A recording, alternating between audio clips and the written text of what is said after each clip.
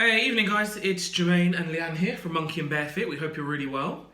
It's a lovely Sunday evening in the UK, and you'll notice that we don't have our little boy Theo with us. It's a little bit later, it's just after 9 o'clock, and so Theo's sleeping. He's on the monitor just down there. So if you do hear any screams or cries or anything, then me or the bear may need to go and run out and go and look after this kid. But for now, we thought we'd do our video just the two of us. Yes. So this video is a continuation of our Disney series, Yes, correct? it's second in the series. Second in the series. Okay, and so this is very much kind of, well, it's all led by Leanne. I have no choice in where we go on holiday. And this one is all about kind of our top 4 or 5 ways to kind of navigate the parks with a baby. So, you know, we went on our trip with Theo when he was just under 6 months. And so we just want to share our kind of top tips on how we kind of got around the parks and the things that made the whole experience a little bit easier for us. So it'll be led by the boss over here, and I'll just kind of chip in as we go along. Yeah? Sounds good. All right, so kick off. Yeah, let's just jump straight in. So the first one is that if you have the opportunity to don't drive to the park. So understand that obviously some people you may drive to the parks. Obviously, if you're in a villa, kind of they're based kind of a bit further away than some of the hotels. Yeah, so if you've got a big group maybe. Yeah, so you may drive. But say if you're staying in a hotel that has a shuttle service, or there's maybe only a couple of you and you're quite close and you can get an Uber, then I would definitely say that that's something to consider. It's true, and actually all the Disney hotels, if I remember correctly, they all have their shuttles. Yeah, I think so. All the official Disney hotels. All official Disney. Yeah. All the Disney, I think they're called Disney affiliates. I think so. Okay, we'll right. double check that, Yeah. but I do think that's right. We stayed in a Disney affiliate hotel. Yes. And I'm sure others probably have a shuttle service as well. I'm sure others do. It must be kind of a good selling point for some hotels to have the shuttle there. But why do you say don't drive anyway? So I would say not only is parking actually quite expensive, Yes, but also the car parks are located quite far away from the entrances, and a taxi or a hotel shuttle will drop you off far closer to the actual park entrance, so you don't have to get on and off kind of different modes of transport to get from the car park to the park entrance. And if you've got a baby and all of the stuff that you have to bring with you, then it becomes a bit easier just to be a bit closer. that makes a huge difference. So I remember on our Magic Kingdom experience, we parked and then we had to walk for a few minutes. Yeah. Then we took a cart thing, Like a big golf, a big golf buggy type thing to a tram station, and then you could get a train or a boat. Yeah. I mean, it was bizarre, but I experienced more modes of transport getting from the car park to Magic Kingdom than I did getting from England to America. So it kind of seemed a little bit strange, and it took a good while. Yeah, I think sometimes they say you should budget about an hour and a half actually if you've got something booked in the park to actually get into the park. That's a good point, because with the bag check lines, everything does tend to take that little bit longer. But then if you contrast it with when we got the shuttles, Yes. I mean, where's a good example? Like Epcot maybe? Yeah, so when we got the shuttle to Epcot, and it literally dropped us off 3-minute walk away from the park entrance. That's right. And it was just so easy with like the buggy stroller, all of the Theo's food and our backpacks with his change and stuff. It was just far easier again, on and off different modes of transport where you have to take Theo out, fold the buggy. That's right. That's right. So I would say, I mean, the way we played it, and I would definitely recommend, if you are staying in a hotel, as soon as you get in, go to the concierge. They've got a concierge desk, or ask somebody on the front desk. And if they have a shuttle, ask them for the shuttle schedule. Yeah. And then you'll be very clear on exactly when the shuttle will pick you up, when it will drop you off, and before you get off the shuttle, they will tell you where where your collection point is. And we also found that Ubers were very, very cheap. I mean, we stayed kind of roughly on Disneyland, but we were always paying kind of less than $10 for Ubers and stuff. It's so true. And so the key thing is, time is your biggest asset, right? Time and lugging all those bags around. And the shuttle, it just saved time. It just chopped out all the walking and all the faffing, and it definitely just made the whole experience smoother. It really did, and I think it makes a big difference if you stay late and you're leaving the park late. Yeah. Then you can just get straight on your shuttle back to your hotel or wherever you are. That's right, and that is a really great point. We had quite a few nights out, particularly when Mum came over to stay with us for three nights, and particularly when she was there, we had some later nights out, but it didn't actually affect Theo's sleep too much, in the sense that when we're on the space and basically Theo was in our arms because you're on a shuttle on a bus. He could have his little nap, and he actually did brilliantly. He did. I would actually suggest he did better than when he was in the car seat. And everything worked so well for us that we actually cancelled our rental car for about half of our trip, because we figured out, if you look at the cost of renting the car, which for us we were paying $40 per day, and if you look at the cost of parking in Disney, which is, I'm going to say, roughly $30 per day, and we figured we were paying about $90 total when you factor in petrol and everything else. Yes.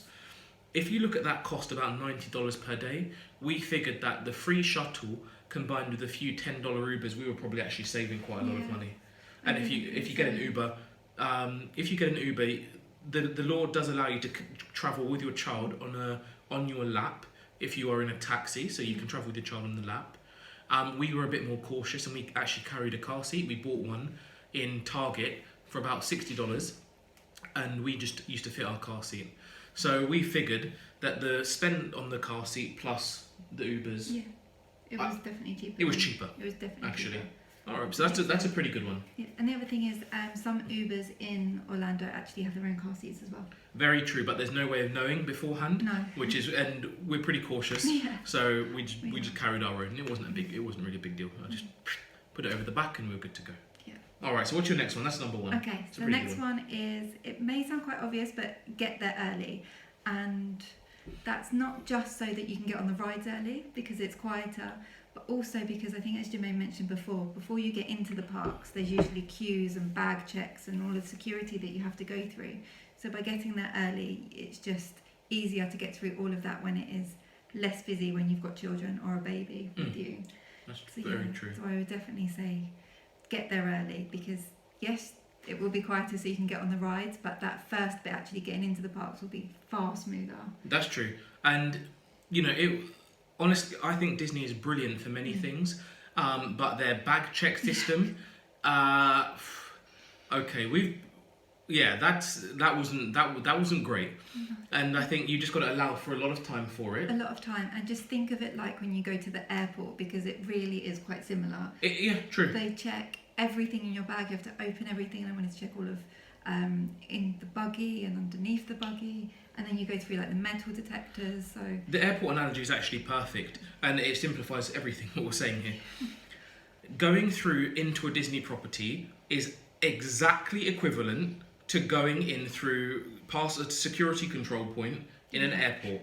So always allow, they would say, I think at least 90 minutes before your flight is due to depart, do the same in Disney. Yeah. And the other key thing is that some parks offer extra magic hours. Yes, so the parks have extra magic hours on different days of the week. Each park has those, which means that you get into the park an hour earlier. And I think for Magic Kingdom, they're also open later. Yeah, so those hours only apply if you're on a Disney property, I believe, right? Disney property or a Disney affiliate property. So we stayed in a Hilton. We stayed in the Hilton Bonnet Creek. Mm-hmm. And because that was an affiliate Disney hotel, which we found that out about midway through our trip, didn't we? Yeah, it was late. At the beginning. That we could benefit from the extra magic hours, which are great because you can get in an hour earlier than everyone else. Yeah. And so it's quieter again when you go through. Plus you can get on some rides and things like that. So that's another one to check with concierge when you get to your hotel, just to check if you can benefit from that. 100%. And I think it's the case that because, if you've got a baby, then you're used to them waking very early. And of course, by the time it gets to kind of 2 or 3 o'clock in that kind of heat as well, I mean, frankly, we were fairly tired because we weren't just carrying ourselves around, you're also carrying around this little life. And I think it was probably enough for all of us to kind of take a nice mid-afternoon nap. And sometimes we used to go for the kind of tea monkey and barefoot nap at 3 o'clock in the afternoon in our hotel room. And I mean, that was a real highlight, quite frankly, because it's so true. Because we never sleep. No, it's true. Theo was good. He can sleep in his buggy in the parks, but he did need that kind of really good, solid afternoon nap. Yeah, and I think it's just that this was when you've got a baby whose senses are developing so quickly. when you go and drop them into Disney, I mean, that is just a sensory explosion. All the smells, the foods, the sound, the colours, the music, and in the best way. Really, really, really brilliant. But I think taking that little bit of extra time, so going early and then leaving a bit earlier, I personally believe it was hugely beneficial for him. Yeah, and it worked really well for us. Worked well for us. Worked well for us, for Theo, because when it gets busy you can leave, and also when it gets too hot. Yeah. I think those things. But one thing to be aware of with the extra magic hours is not everything is open. So we found we did the Epcot extra magic hours when we found out our hotel offered it, but the baby centre wasn't open, so we had to use the changing facilities in the toilets, which aren't as nice as the ones in the baby centre. And also lots of the eateries aren't open either, so if you're thinking to go and have breakfast, it may be a bit difficult to find somewhere. Yeah, that's true actually. Open. But also a lot of the rides and things. Yeah, it's only some of the worlds weren't open. Yeah. So just be mindful of it. It's one to check. Leanne's going to be doing quite a big series on this, and also blogging on www.monkeyandbarefit.com. So she'll be blogging about this and sharing details of schedules, planners, all the kind of things that she's very good at. So she will share some details about exactly what we found. Yeah. So for the extra magic hours, what we found was open, and what we found what was available, what wasn't available. We'll go into a bit more detail maybe. Yeah, then. we can definitely do that. All right, so that's a good one. So get there early, yeah? Get there early. All right, go on, number 3. Extra magic hours if you can. Yes. So number 3 was to make good use of fast passes. And fast passes are great because it's actually a free service, which at first I didn't know that they were free because I thought you'd have to pay for fast passes, but they are. So all you have to do is download the Disney app on your phone when you've got your tickets, add your ticket numbers in there, and you can actually book your fast passes 30 days in advance, which means that actually you can plan your days quite nicely. If there are things that you really want to go on, then get your fast passes. And what the fast passes mean is they give you an hour where you can go through a special line where you don't have an as long wait. It's usually about 5 minutes, I think, isn't it? 5-10 minutes to get on the rides. I'd say 10 minutes. Yeah, maybe about 10 minutes. And so they can make such a huge difference when you've got children or a baby. So I guess the last thing you want to be doing is waiting in queues of, I think they can be sometimes upwards of an hour at these places. So that's not going to be great if you've got children or a baby. So you can make use of your fast passes, get on the rides without queuing, and trying to think, how many can you book in advance? I think it's 3. I think you can book 3. I just want to bring it to life though for why it really worked for us. Okay. Because we did actually manage to go on most of the main rides using fast pass only. Because we once you factor in the amount of time it takes to not only do the ride but walk all the way to the next ride, it actually does make a lot of sense to book your fast passes kind of 30 or 40 minutes apart, at least. Yeah. So you get an hour for each, and you can just book them in consecutive hours. Yeah, so you have an hour window in which you can turn up at a particular attraction. But just to bring this to life, say for example your first hour was from 9 to 10, you don't have to go bang on 9 o'clock. If we knew 9 to 10 and our next fast pass was from 10 to 11, we would be looking to get to attractions kind of nearer 9:30, 9:40. Yeah. So you could quickly do the fast pass. Then once you'd finished, you were then well primed to go on to your next attraction.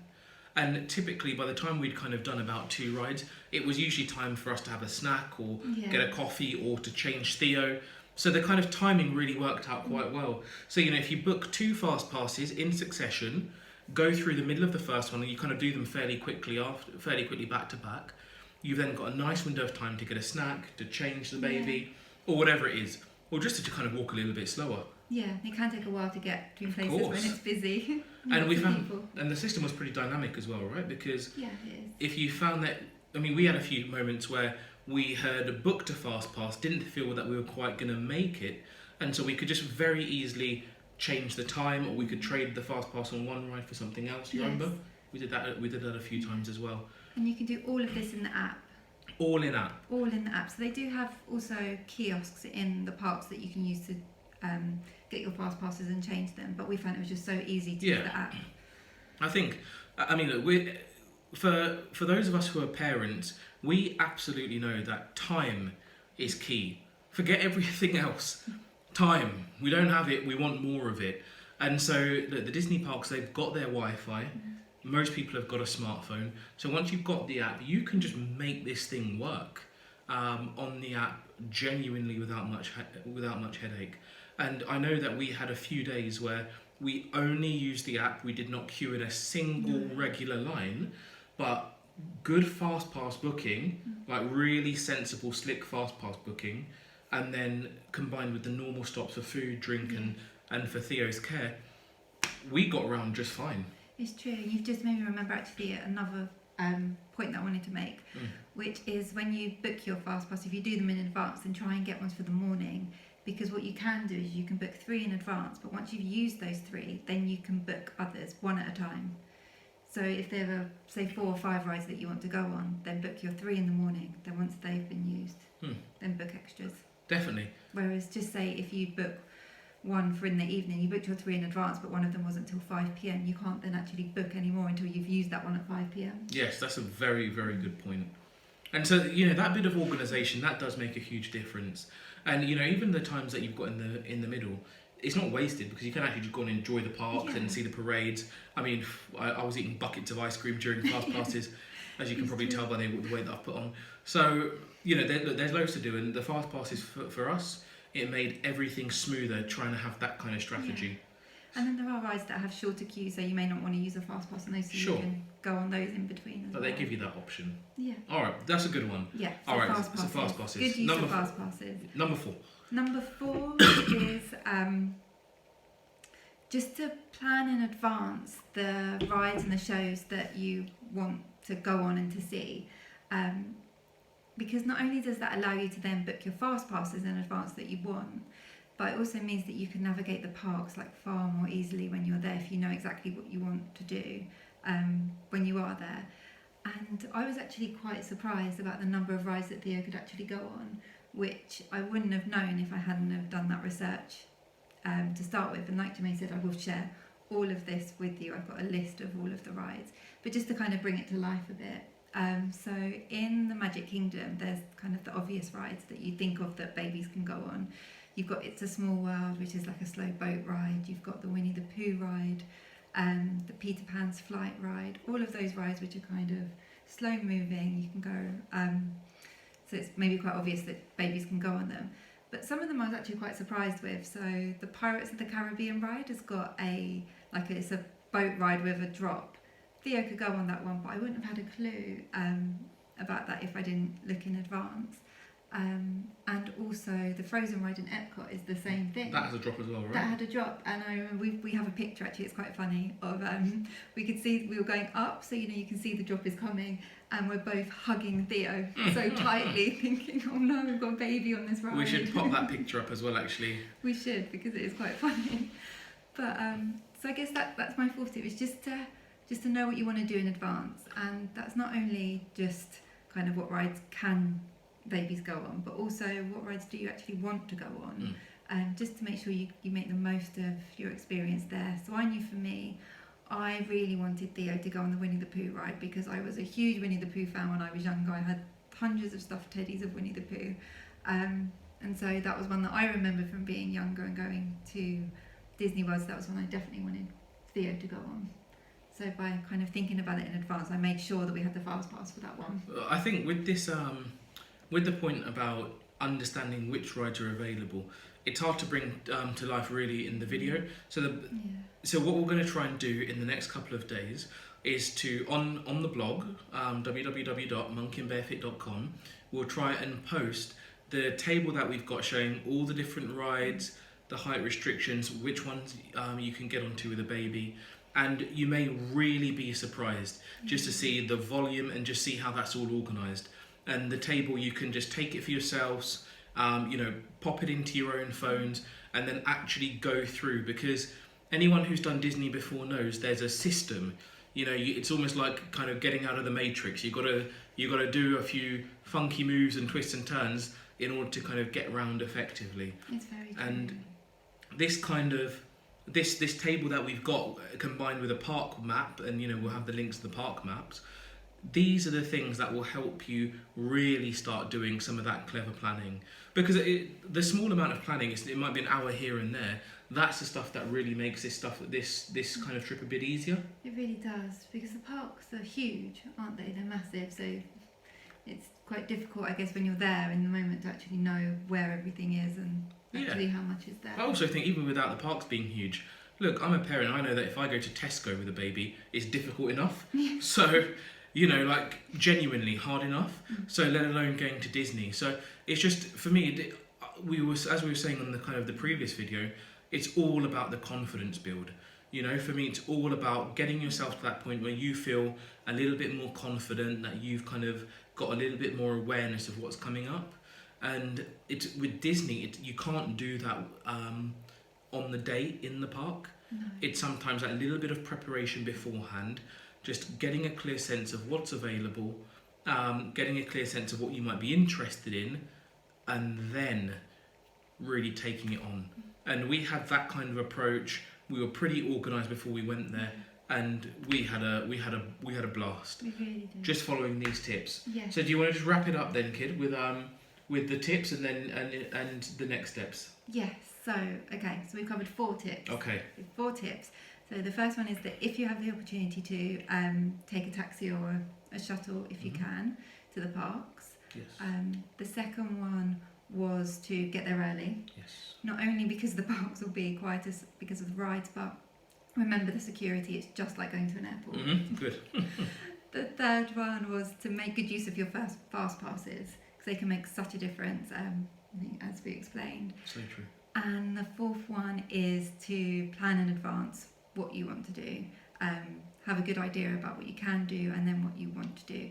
And as Jermaine said, we will share on www.monkeyandbarefoot.com our table with a list of all of the rides that don't have height restrictions on all of the shows, plus which ones have fast passes. And we've also put together an indication of queue length as well, so that may help you plan fast passes. That sounds great. So yeah, we will definitely get that up. That sounds great. And so guys, look, we hope you're really enjoying this kind of Disney series, this Disney with a Baby series. We're really passionate about it because we absolutely love Florida and just the environment and the energy that Disney has. We formed some brilliant memories, and so through this series, we're going to be sharing as much of that as we can with you. If you're liking the videos, please do hit the like button. It's also crucial. Please do subscribe and share these videos with anybody that you think would be interested. We're really trying our best to make the kind of content that people are finding useful. So please do share, and if there's any feedback you want to give us, leave it in the comments. Please do. Yes, most definitely. Please do. Right. So look, that's all for today. Yeah. We need to get writing on some of these articles. Yes. For monkeyandbarefoot.com. We will also add a few links into the comment section on this video. We'll do that quite soon. And yeah, really look forward to engaging with you. Please leave the comments. Please find us on Instagram. We're at monkeyandbarefoot. Please do visit the blog, monkeyandbarefoot.com. And we're also on Twitter and of course on Facebook as well. Awesome. Anything else from you, Kid? I don't think so. All right. Well, that's all from Monkey and Barefoot. So guys, have an awesome Sunday. Have an awesome start to the week, and look forward to speaking to you again soon. Yes, we'll speak to you soon. All right. Take care, folks. Bye. Bye.